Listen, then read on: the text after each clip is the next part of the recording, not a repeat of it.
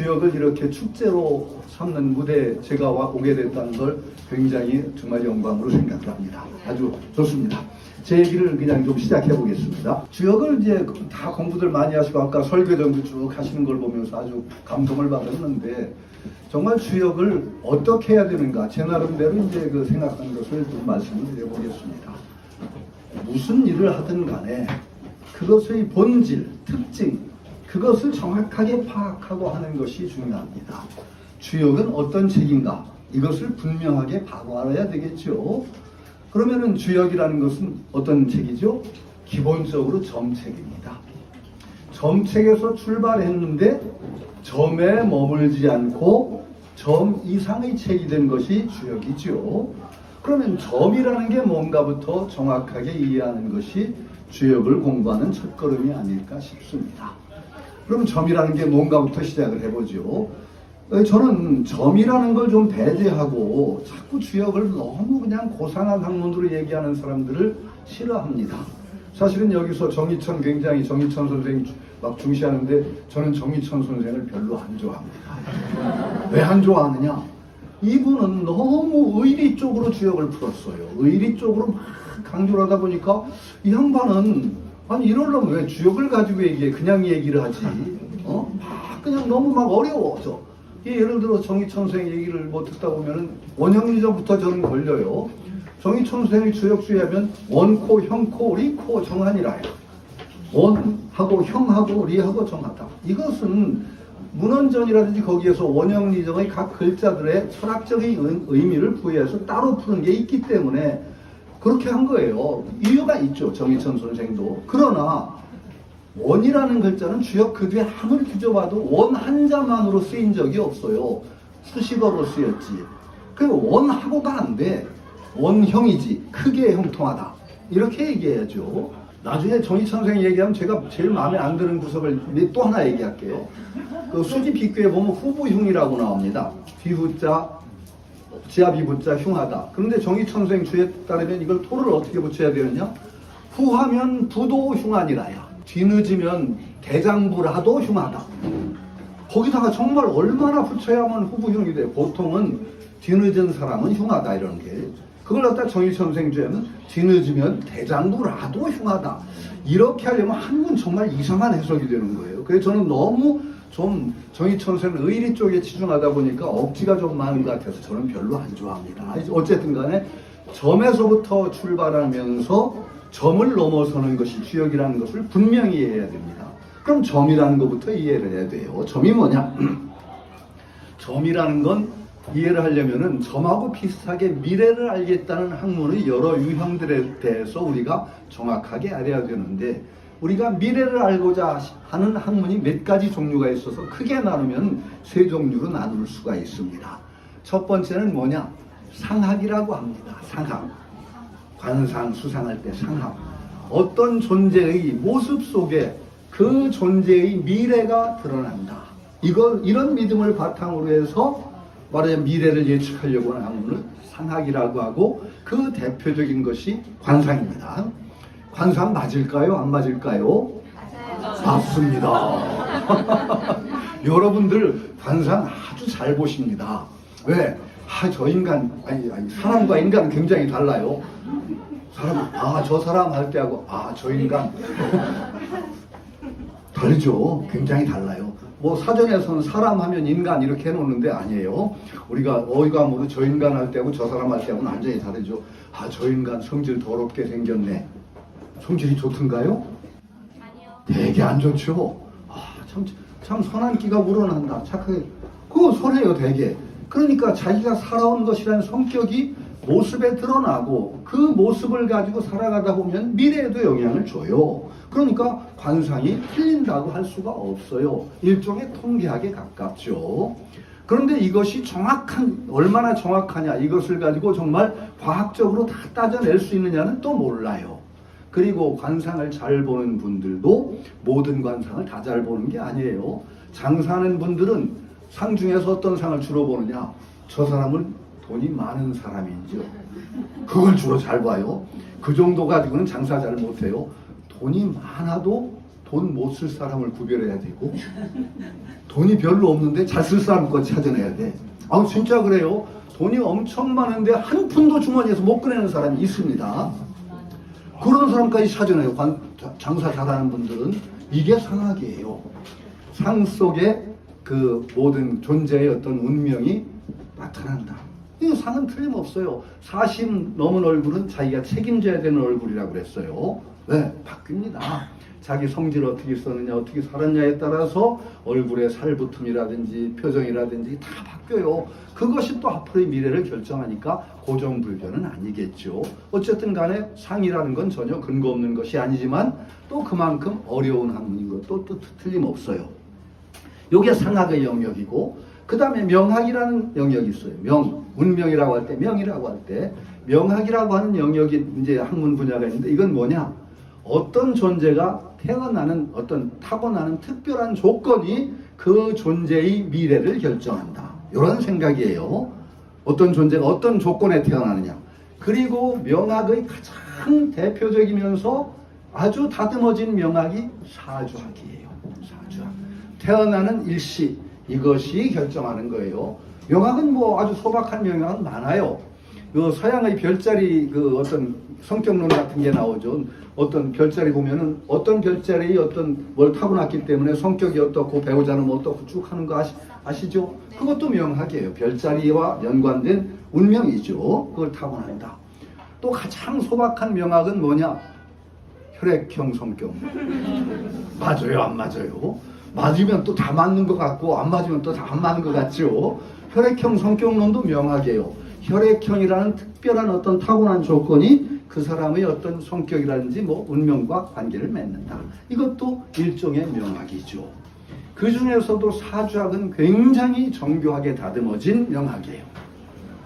당대부터 쭉 발달해서 송대, 명대를 거치면서 엄청나게 발전해서 사주책만 해도 엄청나게 많아요. 근데 이 사주학은 굉장히 다듬어진 것이 단순한 통계학이 아니라 통계의 기본이 뭐냐? 이것은 중국의 어떤 오행사상이 근본이에요. 오행사상.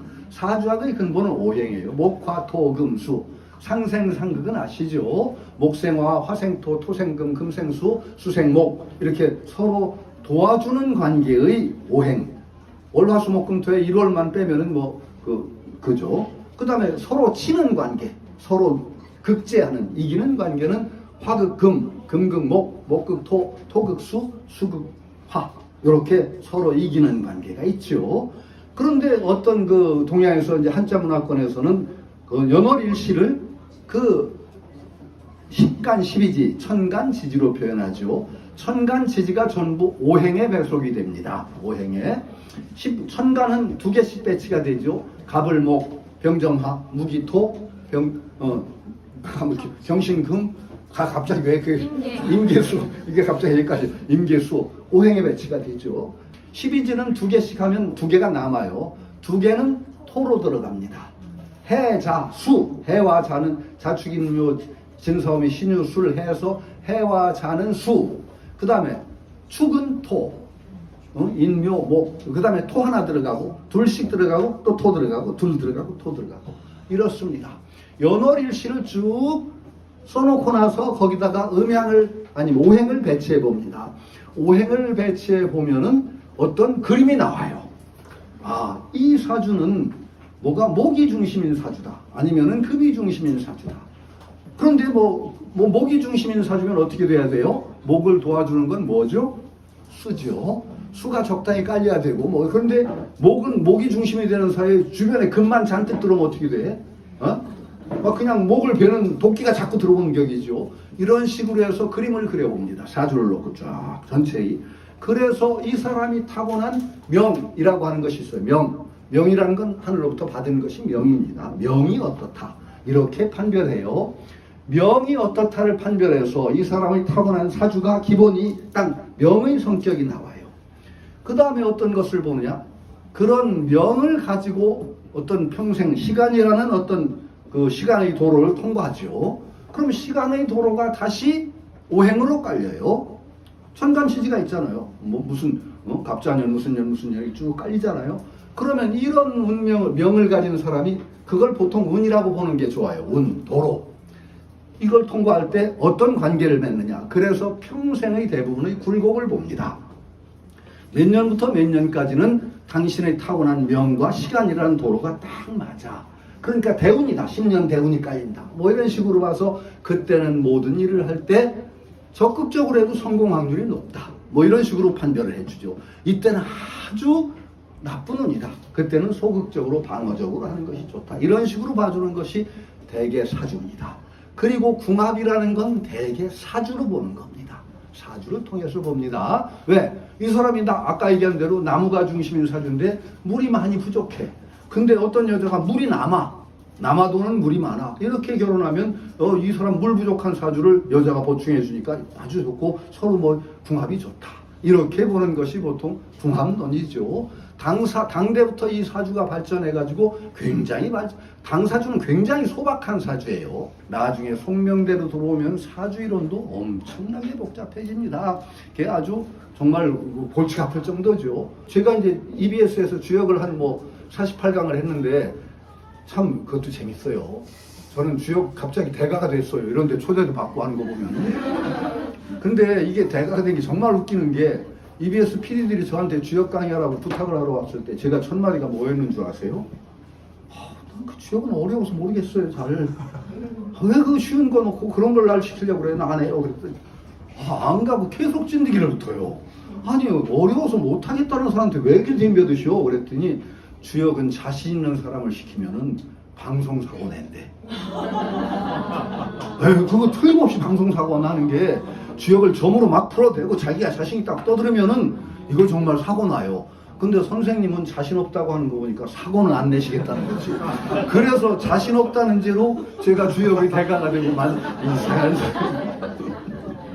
그런데 그 얘기를 왜 가느냐? 주역 강의라고 났더니 주변 사람들도 저한테 자꾸 뭘 봐달래요. 그리고 철학과 조교들이 굉장히 고생을 했대요. 왜냐하면 아줌마들이 성태용 교수 연락처 좀 달라고 했거든요. 왜 절대 주지 말라고 했거든요. 지금 좀 후회해요. 좀 남겨둘 거예요. 그런데 아는 분들도 뭐 봐달라고 하면서 턱 내미는 게 뭐냐면 사주를 내밀어요. 그래서 당신은 주역이 뭔지도 모르면서 사주 보고 점 쳐달래? 사주도 모르고 어떻게 점을 치니? 사주하고 주역은 달라. 그럼 막 저를 의심해요. 거꾸로. 근데 정말 다른 게 사주는 명학에 들어가고 주역은 점학입니다. 정확히 영역이 달라요. 명학은 전체의 어떤 운명과 굴곡을 주로 보고 그것을 통해서 뭔가를 해결해 줄 수는 있어도 어떤 충고하는 형태가 달라요. 아까 얘기한 대로 지금은 굉장히 운이 좋은 때니까 적극적으로 이를 도모해도 되겠다. 이렇게 말해주죠. 어떤 사업을 벌이겠다. 이렇게 말할 때 어떤 사업을 하는 게 좋으냐 하고 물으면 당신은 얘기하는 대로 목이 막 딱 맞아. 그러니까 목에 관계된 사업을 하는 게 좋겠다. 그럼 제재소도 좋고 여러 가지 있겠죠. 원예 사업도 좋고. 그런데 목을 하려고 하니까 목 관계된 사업이 2개가 나왔다. 그럼 어떡하죠? 목 관계된 사업이 2개가 나왔어. 여러 가지 해야 돼요. 그 다음에 방위 봐야 돼. 사주 이제 오행에 방위가 있거든. 동쪽은 뭐죠? 나무. 그렇죠? 남쪽은 불, 서쪽은 쇠, 북쪽은 물, 중앙은 흙. 오행 그러니까 목이면은 동쪽 방위가 가까운 그쪽이 좋겠다. 또 2개가 또 똑같이 동쪽에 나왔으면 어떡하죠? 그러면은 이제 번지수 따져야 돼. 번지수 숫자가 이제 또 오행에 돼. 16수, 27화, 38목, 49, 금, 50토. 그러니까 번지수가 해서 목이면 38목이니까 3마, 8과 똑같이 또 38이면 어떻게? 이렇게 됐을 때 이제 사주가 이제 이런 결정, 이거냐 저거냐를 결정할 때 바로 결정할 때 요구되는 것이 점이에요. 이쪽이 좋으냐 저쪽이 좋으냐, 이걸 하면 좋겠느냐 하지 말아야 되느냐, 양자택일이 필요할 때 요때 하는 게 점이에요. 점은 그러니까 상과 명과 달라요. 그래서 가장 원시적인 점법이 뭐겠어요? 잘 아시잖아요. 동전 던지기. 앞면이면 이쪽으로, 뒷면이면 저쪽으로. 앞면이면 하고 뒷면이면 안 하고. 우리 세대는 좀 더 추잡한 전법이 있었어요. 야, 아시는 침튀기기. 손바닥에 침 뱉고 탁 쳐서 튀는 쪽으로. 침튀기기란 아주 원시적인 점. 아니, 그런데 이게 점이에요. 결정할 때 동전 던지기나 이런 걸, 그게 바로 점이기 때문에 사실은 주역은 점법이에요. 점학이에요.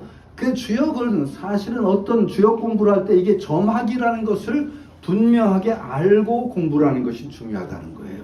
특징과 본질을 알아야 되죠. 그러니까 주역은 공부를 하실 때 대개 점과 관계없이 주역을 한다는 건 또 재미없어요. 점을 치다는 주역 공부를 하더라도 언제나 자기 중요한 선택의 기로에서 어떤 것을 선택하느냐를 하는 문제를 놓고 점을 치시는 게 보탬이 돼요. 그리고 주역 성격이 딱 맞아요. 그냥 대범하게 문세가 어떠냐 이런 점도 치기는 해요. 그래서 지금의 운세가 어때 하고 점괘를 뽑기도 하는데 이건 사실은 주역 본질하고는 안 맞아요. 선택의 문제와 관계된 것에 주로 점을 치는 것이 좋다. 왜 그러냐? 주역의 성격이 그러기 때문에 이렇게 주역의 성격에 맞는 공부를 할 때 주역을 정확하게 이해하고 또 점도 잘 칠 수가 있다는 거죠. 점에서 출발하는데 이 점을 넘어서는 측면이 있어요. 주역은 점을 어떻게 넘어서느냐? 동전 던지기가 점의 원리예요. 주역회는 여러분들이 아시겠지만 동전 6번 던진 결과예요. 앞면이 나온 양이고 뒷면이 나온 음이라고 하면 6번 하면 주역회 만들잖아요. 가장 기본적인 쉬운 점치는 법이 동전 던지기입니다. 동전 6개를 하고 틀린 동전 성격이 다른 동전을 하나 끼워가지고 고기를 변효로 잡으면 괴가 딱 만들어지잖아요. 변효까지 딱 잡잖아요. 그런데 제가 동전 던지기를 잘해서 동전 던지기 명인이 있다고 그래요. 무슨 세상 일을 결정할 때마다 동전 던지기를 해서 정말 인생을 성공한 사람이 있다. 그거 될까요? 안 될까요? 안 되겠죠. 왜 안 될까요? 사람이 어떻게 살아야 되느냐에 대한 정답은 없어요. 정답이 있으면 우리가 뺏기면 되지. 근데 정답이 없기 때문에 참 우리 살기는 어려운 거죠. 정답은 없는데 정답에 가까운 원칙은 있어요. 몇 가지. 성공의 비결 중에 하나는 자기가 가진 요소를 충실하게 활용하는 것. 이것이 성공의 비결은 틀림없어요. 자기가 가진 요소들을 막 대부분 놀려가면서 성공한 사람 보셨어요? 그럴 이유가 없죠. 자기가 가진 것들을 가장 충실하게 활용해서 그것들이 기능을 다하도록 하는 게 성공의 지름길이라는 건 누구도 부정 못할 거예요. 그래서 사람들이 이제 심리 치료를 할 때도 굉장히 권핍하고 막 그냥 의기소침해 있을 때 방법 중에 하나가 촛불 켜놓고 좀 폼을 잡아가면서 자기가 가진 것들을 다 적어보게 하는 방법이 있어요. 다 가진 것들을 의외로 많아요. 자기가 없는 것 같아도 의외로 많은데 그것들을 다 돌보지 않고 없는 것만 자꾸 그냥 바라면서 자꾸 그냥 의기소침한 경우가 많죠. 양치는 목동이 자기가 가진 양들이 늘 부족하다고 생각하고 자기가 가진 양들은 돌보지 않아 보여. 있던 양도 다 도망가요. 그렇죠? 근데 자기가 가진 양들을 충실히 보살펴주고 아끼면은 양들 사이에도 소문이 날 거예요. 그렇죠? 저 주인 밑에 가면은 굉장히 대접받는다더라. 그럼 이웃집 양들도 올지 몰라. 그런 거예요. 생이라는 거는 자기가 가진 요소를 충실하게 활용하면은 자기가 없던 요소들까지 끌려오는 인력이 작용할 거라고 봐요. 근데 대부분은 자기가 없는 것만 보통 탐하고 살죠. 자, 그러면 왜 그게 성공을 못하느냐? 동전 던지기가 자기가 가진 요소를 다 놀려놓고 있는 거잖아. 인간이라는 건 지능도 있고 의지도 있고 판단력도 있고 직감도 있고 다 많아요. 그럼 모든 것을 동전 던지기로 결정했다. 그럼 어떻게 된 거예요? 자기가 가진 많은 요소들, 인간이 가진 지성이라든지 의지라든지 감성, 이건 다 팽개치고 오로지 동전 던지기에 의존했으니까 그건 망해야 딱 맞죠. 망하는 거예요. 당연히 망하는 거예요. 주역점은 어떤 거냐? 점에 의존하면 망해요. 분명하게 망해요. 모든 일을 닥쳤는데 전부터 딱 친다. 안 돼요. 왜 안 되느냐? 그게 자기가 가진 요소를 충실히 활용 안 하고 점에 의존했으니까 나머지 요소를 다 안 쓴 거 아니에요. 그러면 주역은 어떻게 해야 되느냐? 점학이라고 하더라도 점학의 특징은 뭐냐? 올바른 선택을 위해서 점을 치면은 적어도 점을 칠 때 양자택일 정도로 문제를 좁혀야 돼요. 충실하게 자기가 가진 요소를 활용을 해야 돼요. 충실하게 활용을 해서 내가 처한 문제를 쭉 분석해보고 이러이러한 요소들이 있는데 자 이쪽이냐 저쪽이냐 정도의 어떤 압축된 태기까지 몰아놓고 그 다음에 겸손하게 정말 삶이라는 건 모르잖아요. 내가 이걸 선택했을 때 정말 옳다고 비슷비슷한데 참 어렵고 참 우리가 참 그 게임처럼 거기다 여기 젊은 분들 많으니까 세이브라는 게 있으면 얼마나 좋아요. 딱 저장해 놓고 그리고 선택을 했다 안 되면 다시 불러서 저장하고 불러서 살 수 있으면 얼마나 좋겠어요. 그런데 삶이 그렇지 않잖아요. 한번 기로를 지나가면 다시 돌이키지 못해요. 그런 기로를 이제 만났을 때 정말 선택이 힘들 때 마지막에 정말 그 불확정의 세계 속에서 겸손하게 겸허하게 마음을 비우고 조언을 받는다는 느낌으로 점을 치는 거예요. 그러면은 그때 비로소 점의 효과가 나타나요. 왜? 여러분 이제 주역하고 점도 많이 공부하셨겠지만은 점처럼 해석이 힘들어요. 아니 특히 자기 문제 점을 치면 더 힘들어. 왜? 지 욕심이 가리거든. 저는 이제 대학에서도 가끔 한 학기 정도 주역 강의를 한 적이 있을 때 저는 중간시험까지 제가 강의를 해주고 중간시험 지금 학생들한테 너희 문제를 배를 뽑아서 점을 쳐가지고 와서 발표를 해라 그래요. 이렇게 해석을 했다. 근데 가끔 가다는 돗자리 깔아도 될 정도로 아주 잘하는 친구들이 있어요. 그런데 정말 제가 뒤에서 이렇게 가만 보면 웃기는 게 답이 정해져 있어. 지 마음속에 보고 어느 정도 결정을 내놓고 거기다 맞춰. 점을 기가 막히게 맞춰요. 그게 보면 아닌데 잘 맞추지요. 그러니까 왜 자기 문제가 힘드냐면은 그렇게 자기의 어떤 욕심이라는 이것이 색안경으로 작용하기 때문에 정말 더 힘들어지는 거예요. 그래서 저는 점 칠 때, 주역 공부할 때 점을 치면 반드시 기록을 해놓으라고 그래요. 반드시 기록해라. 요 문제를 점을 쳐서 이런 괴를 얻어서 이렇게 풀었다. 그리고 나중에 보세요. 한 1년 지나서 보면은요, 자기가 그 당시에 얼마나 색안경을 썼나. 색안경. 눈에 콩깍지가 씌었다고 그러죠. 기록을 해놓으라는 게 그 당시에 내가 점칠 때 내 욕심이라든지 거기에 얼마나 쏠렸는가를 그때 돌아보게 돼요. 공부가 돼요. 자기가 점친 기록을 보고 자기 반성을 할 수가 있고 공부를 할 수가 있어요. 그것도 굉장히 중요한 공부라고 저는 생각을 하고 있죠. 어쨌든 기록을 해. 정말 재밌어요. 자기 점은 더 힘들죠. 그런데 왜 제가 충실하게 생각을 하고 마지막에 점을 치라고 하느냐? 충실하게 생각을 하게 되면은 점을 쳤을 때 훨씬 해석이 편해요. 아, 점괘에 내가 쭉 검토했던 것 중에 이런 얘기를 하는 건가? 이것에 해당하는 것인가가 비교적 쉽게 잡혀요. 전혀 자기가 점치는 문제에 대한 기본적인 생각도 깊이 안 하고 나면은 이걸 어떻게 어디 붙여야 될지 감이 안 와요. 남의 점을 칠 때도 마찬가지예요. 남의 점을 혹시 쳐주더라도 충실하게 얘기를 들어야 돼요. 어떤 상황인지. 그래야 점 상황을 보고 아, 이 점괘가 당신이 묻는 것 중에 이러이러한 것에 요 말이 여기에 해당하는지 모르겠다. 이렇게 점을 칠 수가 있죠. 그렇게 하게 되면 굉장히 달라져요. 점치는 자세도 달라지고 점괘의 해석에 있어서 큰 도움이 돼요. 그냥 뜬금없이 점부터 툭 치면은 이걸 갖다가 엉터리 해석이 더 많아져요. 원래 점이라는 건 애매하기 짝이 없는 거예요. 점괘가 뚝 떨어지게 분명하게 나오면 점이 아니에요. 원래부터 예언이라는 건 애매한 거예요. 애매해야 예언이 되고 또 그리고 융통성이 있어요. 아니 딱 잠룡무령 아까 나왔는데 잠룡무령이 딱 하나로 나오면은 그거 모든 것에 잠룡무령 가지고 다 해결된다. 안 돼요. 전이천기 같은 비룡제천이라는 게 나오거든요. 나르는 영이 하늘에 있다. 오효는 대부분 좋아요. 그런데 비룡제천 같은 괴를 딱 점을 뽑았는데 어떤 사람의 중병이 들어서 비룡제천 괴를 뽑으면은요 아주 흉한 괴예요. 하늘을 올라가는 괴야. 이거 죽는 괴야.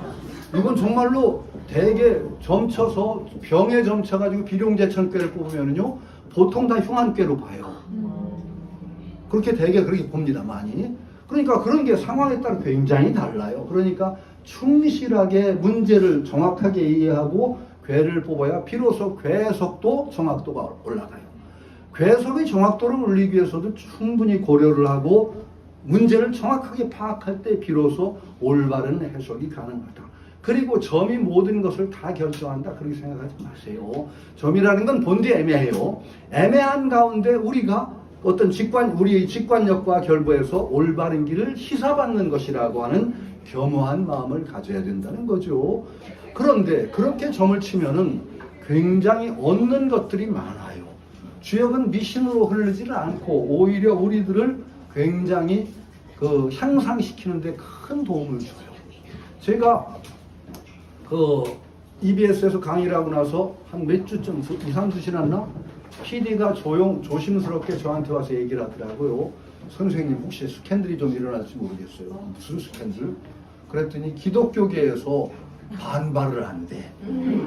어떻게 미신을 공영방송에서 강의하느냐. 그래서 제가 굉장히 기대를 했어요. 반발을 좀 크게 해줬으면 좋겠다. 왜 그러냐? 스캔들이 있으면 인기가 오릅니다. 그런데 기독교계도 재빨리 파악을 하고 스캔들이 중지가 돼서 굉장히 제가 아쉬워했죠. 왜? 얼마든지 반발을 하더라도 정말 얼마든지 제압을 할 수가 있어요. 왜 그러냐? 주역을 미신이라고 하면은 우리나라가 미신공화국이에요. 왜 그렇죠? 우리나라 사람은 점치기를 좋아해서 그게 아니라 우리나라 국기가 주역이잖아요. 국기가 주역이에요. 다 여기 오셨으니까 알겠죠? 여규태극 시생양의 양의생 사상 사상생 팔괴 팔괴 정기륭 기륭생 대어. 개사전에 나오는 말이에요. 주역에 태극이라는 어떤 근본 원리가 있다. 이 근본 원리가 양의를 낳고, 양의는 뭔지는 몰라요. 주역에서 양의가 뭐라고 한 적은 없어요. 보통은 음양이라고 해석을 하죠. 소강절 이래로. 근데 다산 정약용 같은 분은 양의는 음양이 아니라 천지다. 이렇게 얘기를 했어요. 양의가 사상을 낳고, 사상은 지금은 보통 사상의학에서 태양, 태음, 소양, 소음 그러죠? 그것도 주역에 나오는 말은 아니에요. 소강절, 소홍이 사상을 그렇게 규정했고 성리학자들이 다 그걸 받아들였죠. 다산 같은 이는 사상은 천지, 수화가 사상이다. 이렇게 얘기해서 천지, 수화가. 사상이 팔괘를 낳고, 팔괘에 의해서, 팔괘는 잘 아시죠? 아까 설교 전 쫙 팔괘 시연했잖아요. 팔괘를 낳고, 팔괘로 기륭을 결정하고, 팔괘 정기륭. 기륭을 잘 결정함에 의해서 큰 업적을 낳을 수 있다. 이게 주역의 근본 원리죠. 거기에서 여규태극의 태극을 딱 중앙에다 배치하고 쭉 중간 생략하고 사상생 8개 중에 4개의 배를 배치한 게 우리나라 국기잖아요. 4개의 배를 배치한 기준은 분명하죠. 위아래로 뒤집어도 모양이 변하지 않는 궤. 상하가 대칭인 궤가 4개밖에 없습니다. 나머지는 전부 상하 대칭이 안 되죠. 그래서 이걸 건곤감리를 사정궤라고 합니다. 4개의 모양이 바른 궤라고 하는 것만 배치한 게 태극기니까 주역을 미신이라고 하면 주역을 국기로 삼는 우리나라가 미신공화국이죠. 얼마든지 제압이 되는데 좀 반발을 좀 세게 하지 그래. 그래서 제가 인기를 좀 얻었을 텐데 별로 반발을 안 한 바람에가 제가 실력이 없어서 그랬겠죠. 하여튼 그래서 그게 바로 주역이에요. 점치는 책이면서 한 나라의 국기가 되는 책이 바로 주역이라는 말이죠. 그러면 어째서 그렇게 되느냐가 굉장히 중요하죠. 그리고 이게 주역 공부가 미신에 머무르지 않고 여러분들의 삶의 질을 높여줄 수 있고 여러분의 향상에 도움이 되는 그 중요한 점이 바로 이 지점이죠. 뭐냐? 점을 딱 쳤는데 딱 답이 뭘로 나와요? 참 황당한 결과예요. 6개의 짝대기가 나와. 점의 결과가 그래요. 음양이라는 부호로에게는 8개, 64개 중에 하나가 점의 결과예요. 음양이라는 가장 추상적인 원리가 여러분이 묻는 점에 대한 답이 된 거예요. 자, 이 문제를, 이 추상적인 원리와 내가 구체적인 관심을 가진 이 문제를 연결하기가 쉬울까요? 어려울까요? 진짜 어려워요. 진짜 어려워요. 그래서 이제 중간에 우리가 도움을 받는 게 점사예요. 그게.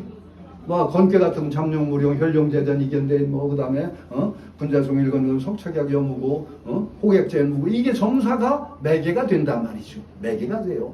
많은 경우에 매개가 되지만은, 이 점사가 다 해결해주면 또 주역 공부가 얼마나 쉽겠어요. 안 되거든요. 아까 얘기한 비룡제천은 나르는 용이 하늘에 있다. 아픈 사람한테 점 주면 잠깐 죽을 꾀다, 이게. 비룡제천에는 안 나오잖아요, 잘. 그러니까 이게 얼마나 어려워요. 얼마나 어려우냔 말이에요. 그러니까 점사가 매개가 되지만은 결국은 주역 공부를 한다는 건 어떤 거예요? 점사를 매개로 삼지만은 그 매개를 넘어서서 자기 정말 구체적인 문제, 점사가 도움을 안 줄 때 그걸 해결할 수 있는 그런 영역까지도 공부를 하겠다는 게 주역 공부예요.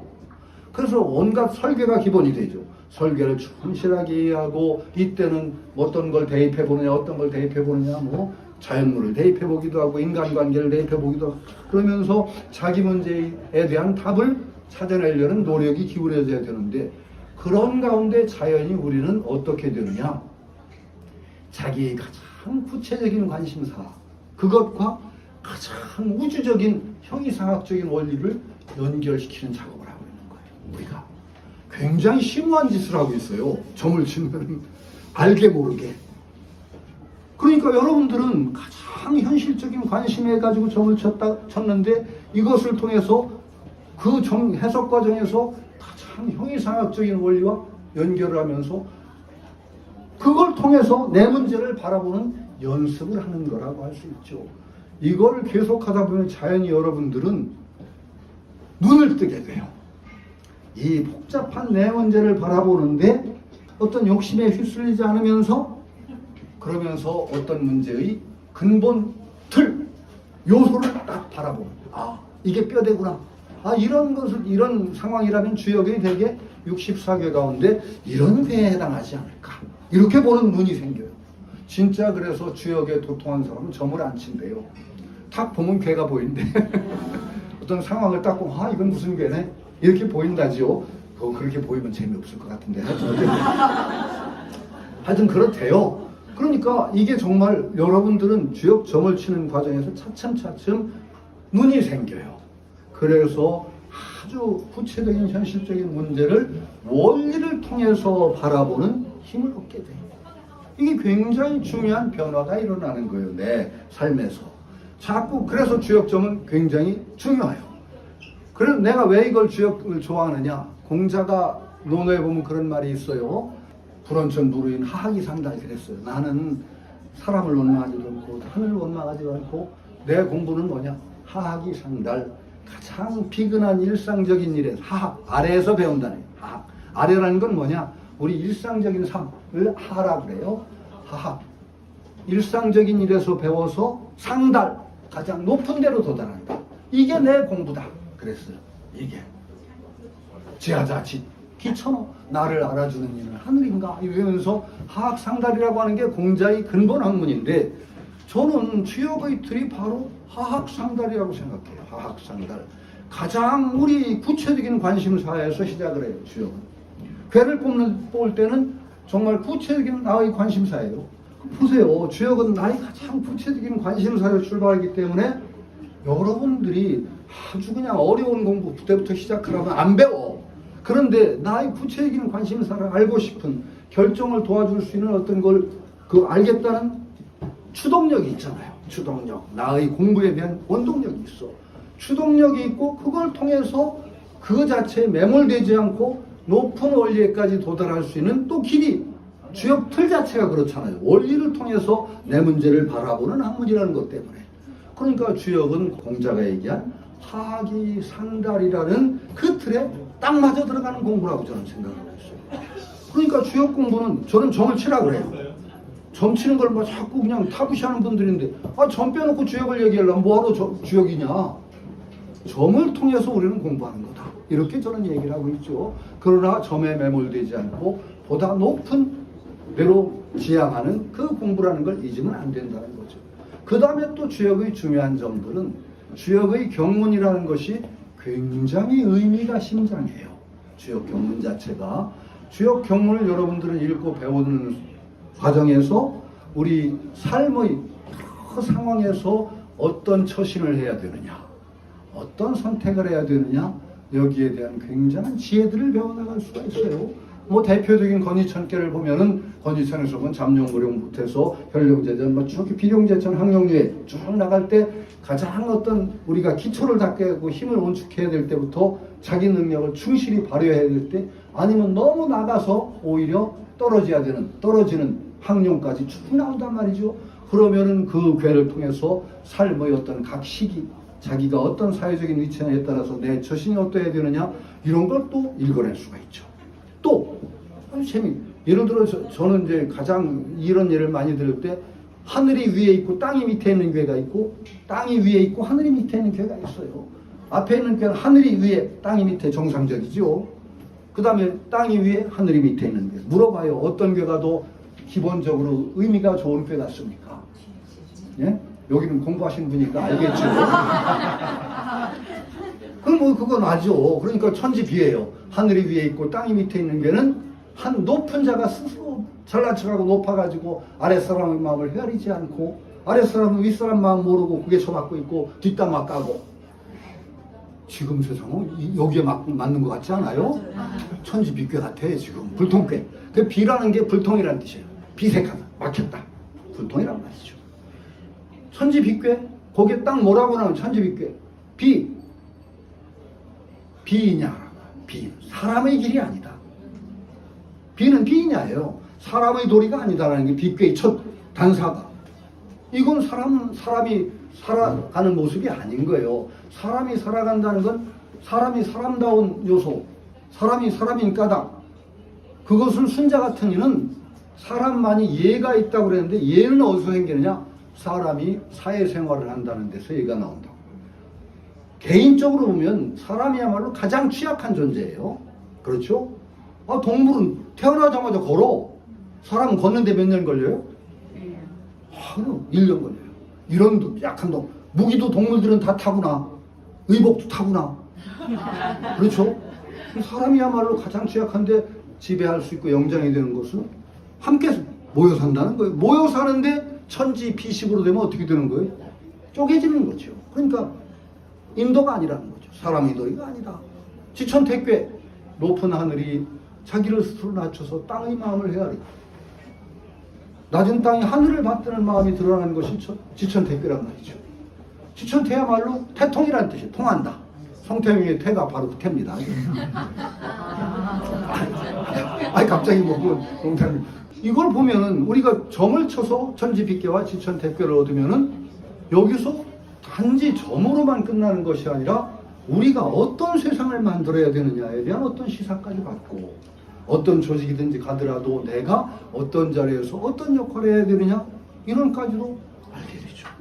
그러니까 주역점을 치면서 우리는 정말 수많은 그 점사에서 우리가 살아가야 되는 정말 삶의 지혜를 배우고, 그것이 은근히 자기 삶의 어떤 방향을 결정한다든가 어떤 일을 판정하는데 굉장히 중요한 역할을 합니다. 그렇기 때문에 주역 공부는 정말로 여러분들이 하면 할수록 남는 장사예요. 이게 대단히 중요해요. 남는 장사다. 이게 점을 쳐도 남아요. 미신에 빠지지 않아요. 정말 제가 얘기한 대로 충실히 자기 문제를 고려하고 정말 겸허하게 어떤 시사를 받으려는 그 마음으로 점을 치고 그걸 해석해 보세요. 그 가운데서 알게 모르게 첫째로 머리가 좋아지세요. 진짜 머리가 좋아져요. 왜냐하면 가장 추상적인 원리와 자기 삶의 문제, 구체적인 문제를 연결한 속에서 엄청난 주차력이 생겨요. 그리고 점을 치는 순간에 자기 문제를 객관적으로 보는 눈이 조금은 생겨요. 대개 색안경을 쓰고 아까 그러기는 하지만은 그래도 원리와 문제를 연결시키는 과정에서 상당히 자기 문제를 한 걸음 떨어져서 보는 눈이 생겨요. 아까 말씀드린 삶에는 정답이 없지만은 그래도 기본적인 원칙이 있다. 성공하는 비결은 또 하나가 있어요. 자기가 가진 것을 충실히 활용한다라도 있지만은 또 하나, 성공하는 사람들은 대개 어떠냐? 어떤 문제를 열정적으로 도전하는 관심과 열정이 있어야 돼요. 그거 없이는 성공 못해요. 그런데 열정과 그 관심만 있어서 문제에 폭 빠져들어가면 또 성공을 못해요. 왜? 그 문제 속에 빠져서 허우적거리거든. 안 보이거든. 대개 성공한 사람의 조건은 큰 열정을 가지되 가끔 가다가 밖으로 한 걸음 물러서서 내 문제를 남의 문제처럼 보는 그런 객관적인 눈을 가진 사람들이 또 성공을 해요. 그 안에서만 헤매는 사람들 성공할 수 없어요. 그런데 주역은 원리를 통해서 내 문제를 보려 하는 순간에 자기 문제에서 약간 한 걸음을 벗어난 그런 벌써 자세를 주게 돼요. 그러니까 여러분 삶에 지속적으로 그것이 영향을 끼쳐요. 그러니까 주역 공부하는 건 지금 몇 가지 벌써 얘기했잖아요. 남는 장사다. 이리 봐도 저리 봐도 남는 장사니까 여러분 주역 공부하시는 길에 들어온 건 참으로 저는 큰 복이라고 생각해요. 열심히 하시고 아까 보니까 정말 재미있게 하시더라고요. 재미있게 하세요. 재미있게 하는 거야말로 공자말이 있죠. 지지자 부려호지자. 아는 사람은 부려호지자. 너 좋아하는 사람만 못하고 호지자 부려낙지자. 좋아하는 사람은 즐기는 사람만 못하다. 그러니까 여러분 주역 공부할 때 너무 엄숙하게 하지 마시고 즐겨가면서 하시면은 그 즐기는 가운데 자기도 모르게 정말로 가장 높은 원리에 도달하는 그런 공부의 길을 걸으실 수 있을 거라고 믿고 정말 여기 와서 여러분 만나니까 정말로 좋은 기운을 받는 것 같아요. 저도 굉장히 행복합니다. 여러분 앞으로 행복합니다.